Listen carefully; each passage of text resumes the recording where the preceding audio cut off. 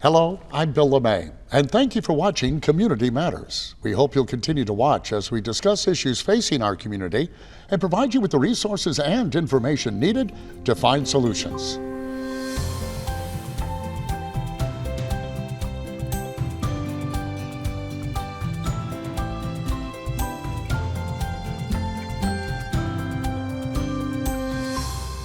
Today, we're diving into CareYaya and Counterforce Health, two innovative startups that are transforming elder care and taking on the broken health insurance system in America.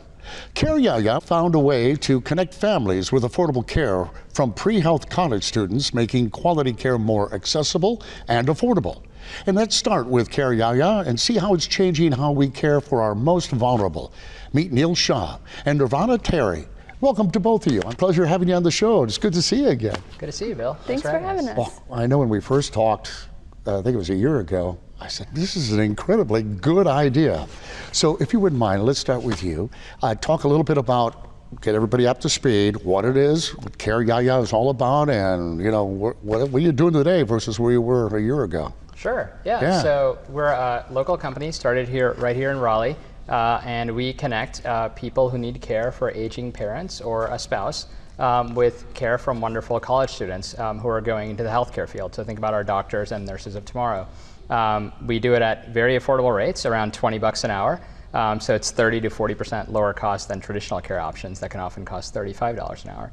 Our mission is to solve the home-based care crisis. That 53 million Americans today, 1 in 6 people are taking care of an aging parent or a spouse through serious illness, and most people can't afford home care.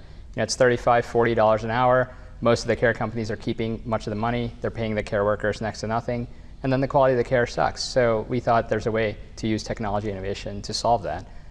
So we built a technology platform to connect all these wonderful students who want to go into medicine, who want to go into clinical careers, and connect them with families who need care. Families pay them directly, so it's only $20 an hour. We charge no fees or markups. And yeah, pleased to say, after running it in Raleigh for the first year or so, it's now started to scale all over the country. We now have over 30,000 students on it. We've now received backing from the American Heart Association, Social Impact Funds, AARP. The former Surgeon General said very positive things about our innovation is the most interesting thing she's seen to expand access to healthcare in America. And yeah, we've even received backing from Atrium Health, the big hospital system in North Carolina. So it's spread really fast, and it's really cool to see. Not amazing though, in the sense that it's spreading, because it was a brilliant idea. To feel a need like that was something innovative, and you, Nirvana, are on the front line. You're meeting with the families. What is that like for you, and what are some of the biggest challenges you're facing? Thanks for the question. I actually started out on the platform as a joy giver myself, as we like to call the caregivers, and I got to see kind of firsthand the struggles that the families were really facing of finding quality, affordable caregivers, and how much of a difference CareYaya was making in their lives. So it really, really inspired me to kind of meet with Neal and our other co-founder, Gavry, and become a part of the solution rather than going into a more broken healthcare system. And so now I'm able to meet with the families and get to really understand their pain points and solve them for them, which the biggest pain points tend to be quality of care and affordability of care. And CareYaya addresses both of those problems with ease, as the college students are such wonderful caregivers because, they are the future of medicine. They are the doctors and nurses of tomorrow.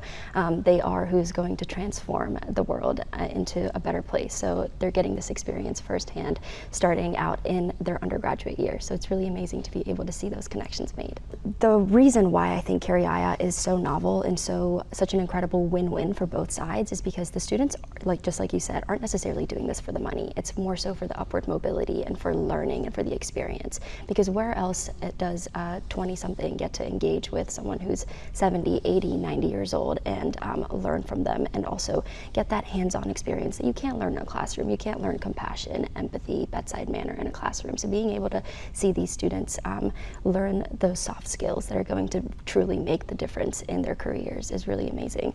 And also seeing that translate to the families and seeing how the stress and the worries just melt away after a few first care sessions is just really beautiful and inspiring, and keeps you motivated to keep going and doing the hard work. Well, and I see the smile on his face, and it must be tremendous to know that here you see this need, and you have a way of meeting it and everybody wins. Now you mentioned you had expanded to San Francisco. How does that work actually?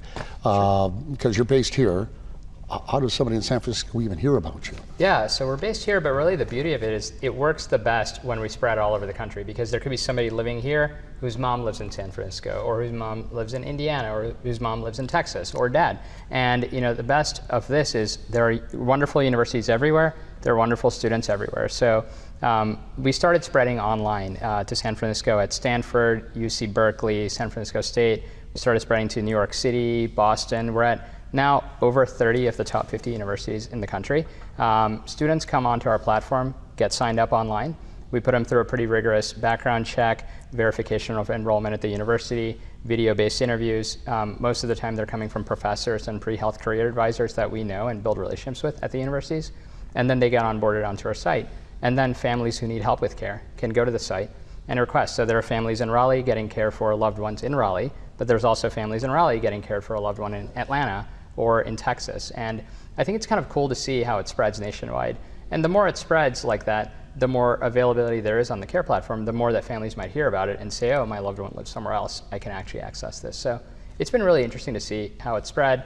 The unmet care need, we've been surprised, is care in some of these cities is even more expensive. In Raleigh-Durham, most of the traditional home care companies are charging $35 to $40 an hour. In San Francisco, it's pushing $45 to $50 an hour. So as you can do the math on somebody who needs like 2,000 hours a year of care, like full time, you're pushing sometimes $80,000, $100,000 a year.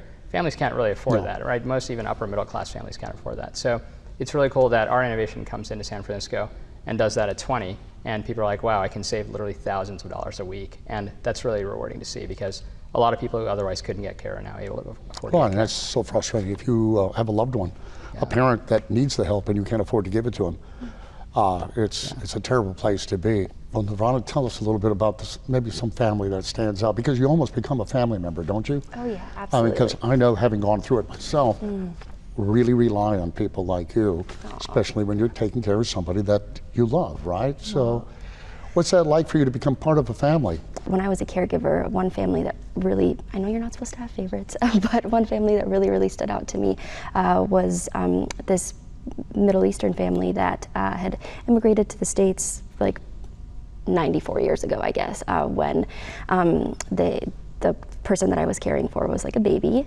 and I got to go to care for him every single Sunday for almost a year, where we did activities together. I got to know his family better, and I even got invited to his birthdays and Christmas dinners as well. It has been about 8 months since he has passed, but he will forever have a really big part of my heart, and I still am in communication with his sons and daughters. We send each other Christmas cards. He texts me on my birthday, and it's just really amazing to know that that connection that I had with that man for that year is going to impact me for the rest of my life, and it's something that I'll be telling my kids about. That is awesome. It's that beautiful. Really is. Absolutely. The impact spans far and wide, and even like your loved ones and people close to you can see that difference in your life. Oh, absolutely. The whole family benefits. There's so much more to talk 100%. about. And you know what? We are going to talk more in just a little bit. We're going to come back and we'll talk about their mission to fight health insurance denials. One of my favorite topics. Stick around.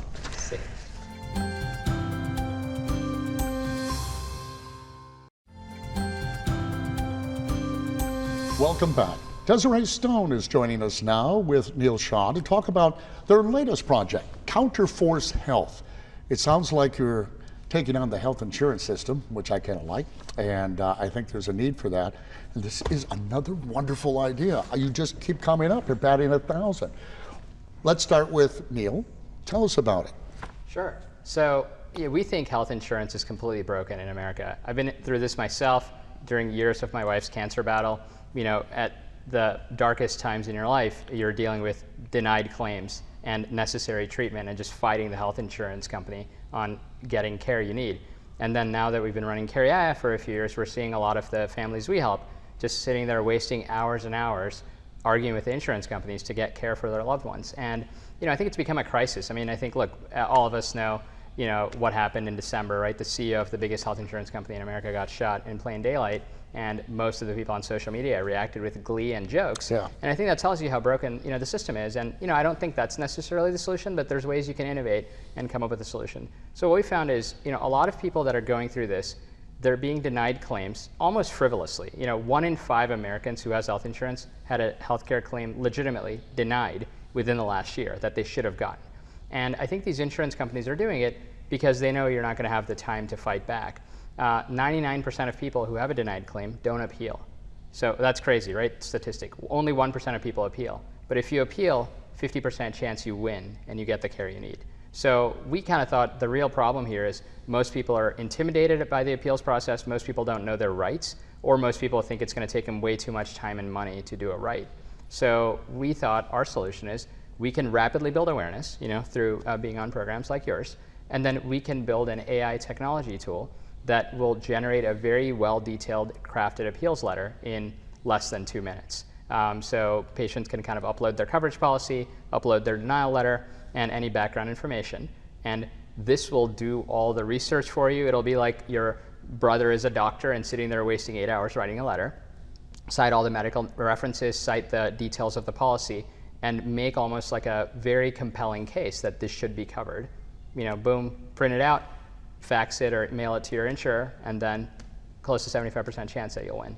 So that's kind of like, want to make it as one click as possible and just get everybody to appeal. It's just amazing because most people, obviously, we're not schooled in medicine or law. Yeah. And you've now bridged that gap. That's amazing. Now, what about you? Now, how did you become such a passionate advocate for this? Is it a personal experience? Yes, it is. I was the caregiver for my grandmother with Alzheimer's for over 10 years. And throughout the process, I realized that even though there's not a cure for the disease, there's still treatment, medication, scans that are needed.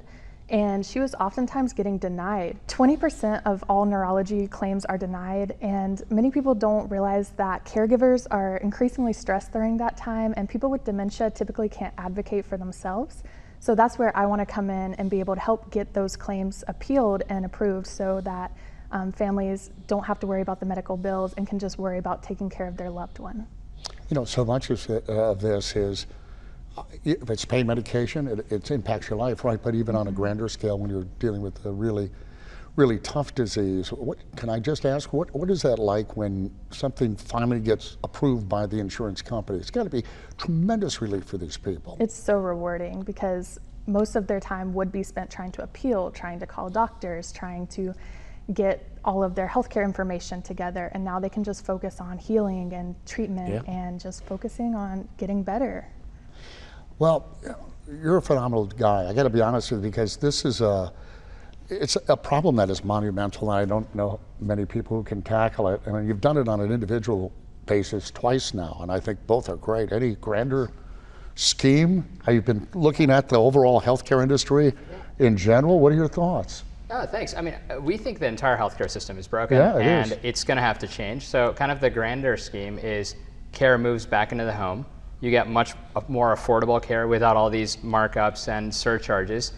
I think you get a lot of price transparency. I mean, I think part of the reason the system is broken is, there's collusion between insurance companies to kind of set prices, not give you transparency. Hospitals aren't disclosing what the costs are, so everybody's getting surprised with bills. The number one cause of bankruptcy in the US is medical bills. I mean, this is like absurd. And I think as a system, we're spending multiples of what any other developed country is spending on healthcare and getting worse outcomes now. So I think that's going all the way to the top. So I think federal government's looking at it, state government's looking at it. We've talked to the state insurance commissioner about our work at Counterforce Health, and they're very supportive. They realize, and I think some of these things are, sometimes the regulators don't know as much on the ground of what people are feeling. So here, when we generate appeal letters and we give it to patients to send out to the insurance company, we also CC and send it to the state insurance commissioner. So they can see, oh wow, this is being denied, and sometimes they don't even realize what type of claims were being denied, and they see the denial and they see the appeal, and then they see a 75% win rate. They're like, well, this should give you some clue that the insurance company is denying it wrongly. So I hope that regulation will catch up, but I think that at least my hope for the future is a consumerization of healthcare. People getting power back, people having a lot of price transparency, maybe some shift in how insurance works. I think that'd be great. A little skin in the game probably would go a long way too. Even as a business model, if I were head of an insurance company, it would make sense to deny it, based on what you said earlier. I mean, if so few people even attempt to challenge it. I know there's people watching right now, and I'll bet you $1,000 right now there's somebody that's had something denied. What do they do? How do they get in contact with you? What's the first step? Yeah, reach out to us. Go to our site. It's www.counterforcehealth.org, and can put a link in there. And we will help you.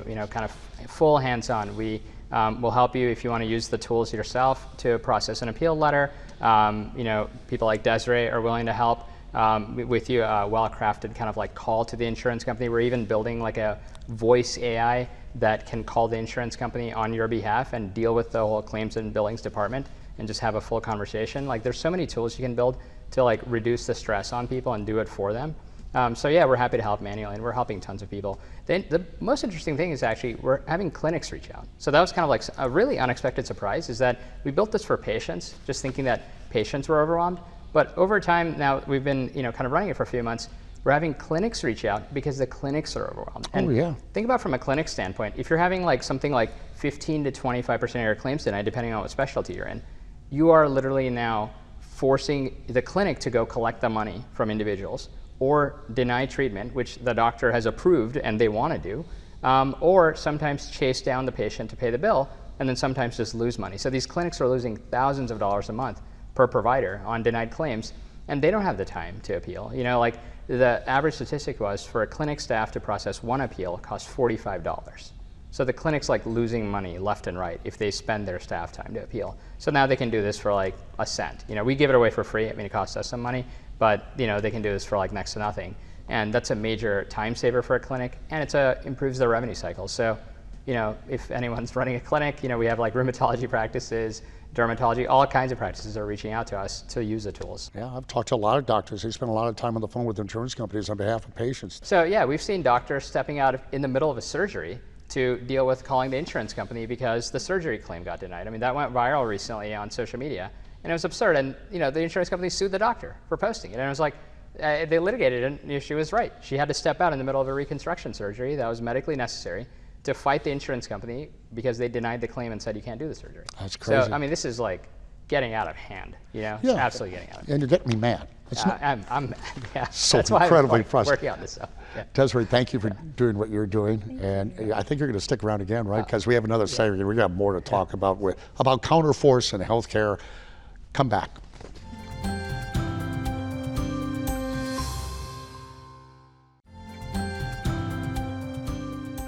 Welcome back. We're adding Gavry Eshet to the conversation with Dezarae, and let's get right to it. First of all, thank you for coming. Appreciate you being here.